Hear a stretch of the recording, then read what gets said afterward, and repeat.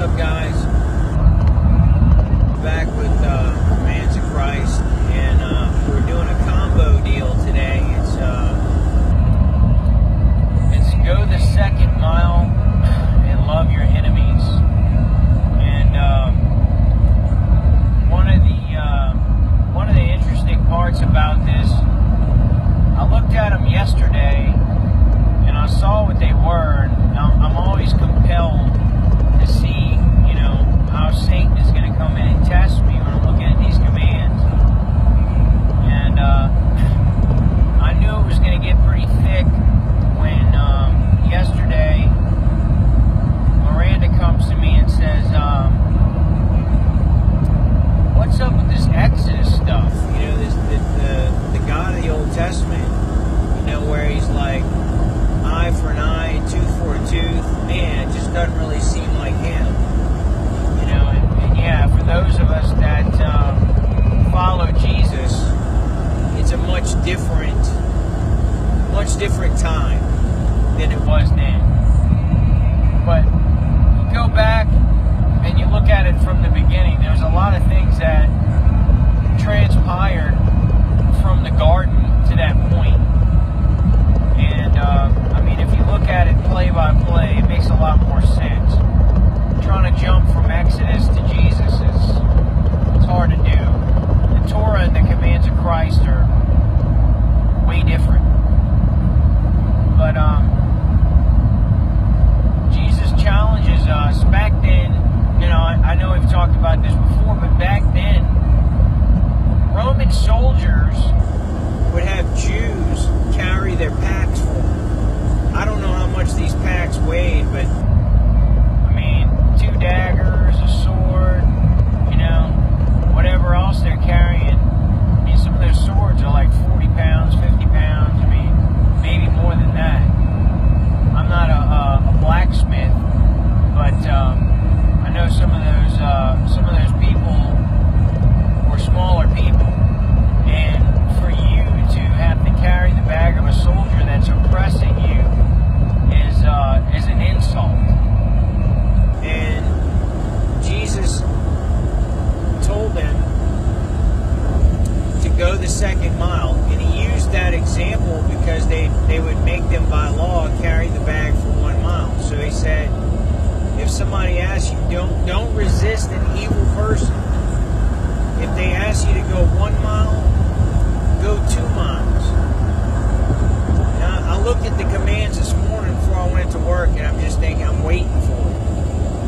And so we have to drive an hour and a half to get to this job. Most of the jobs we work are 20, 30 minutes away tops. Today is an hour and a half to get there. We get there and we don't do 2 stories. This house, it was one of the biggest 2 stories I've ever seen in my life. And we hook our machines up, get our extension ladder out, and we're about to get us some, and my guy hooks up the other machine to a well spigot, and anyway, well spigot winds up breaking, so we got water going everywhere. This was an old spigot. It was old, very, very silly. Should have been replaced years ago. So of course the customer blames me, screaming at me, hollering and everything, and I should have never did that. And it was at a point where most people would have packed their stuff and left. The point it was at, but something was telling me, stay there. And I'm looking, I'm like, what? Stay here?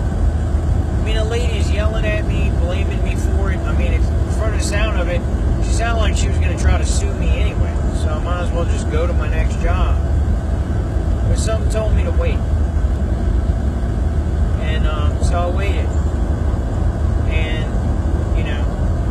you better fix this spigot. I'm not a plumber, you know what I mean? You better fix it. So I go outside. She's like, you got 5 minutes. I go outside. And I'm like,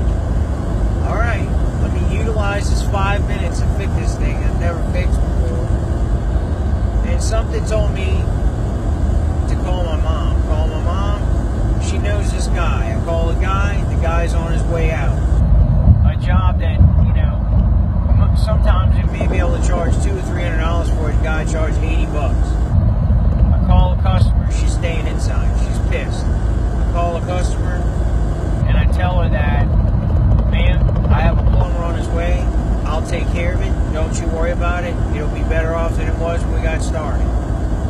And she was still going. And I said, yes ma'am, no problem. I didn't resist her, I just let her go. Within 10 minutes on the phone, she was a completely different person, laughing it up, talking about Jesus, talking about what a blessing it was that we were there, that we ministered to her, and she explained to me, I guess she kind of blamed her husband, like he was gonna tear her to bits over it because of money or whatever, I don't know, but the point is, I sat through that, and I took it, and I definitely didn't want to, didn't have to, but it's, at that time, she definitely felt like an enemy, for sure, and Jesus tells you to love your enemies. We prayed probably multiple times. It says to pray for your enemies. Sometimes I hate doing these commands because I have to live this stuff out to share it. But it's worth sharing. I was in a situation where I had a person that was absolutely miserable, that was treating me like an enemy. And I didn't do anything wrong. I really did nothing wrong. My guy didn't do anything wrong. We were doing a good job. And she was negligent of her house, and that happened. But how many situations in life do we have like that? To where, I can think of anything. Your wife, your children, your friends. I mean, how many times do we just give up? It's easier for me to do it with a customer because my business is on the line. But in my personal life and with my family, it's a lot easier for me to not be merciful, to not go the extra mile. And that's huge.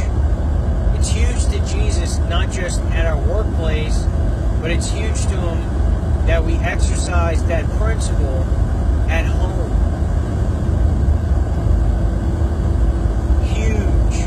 Huge deal.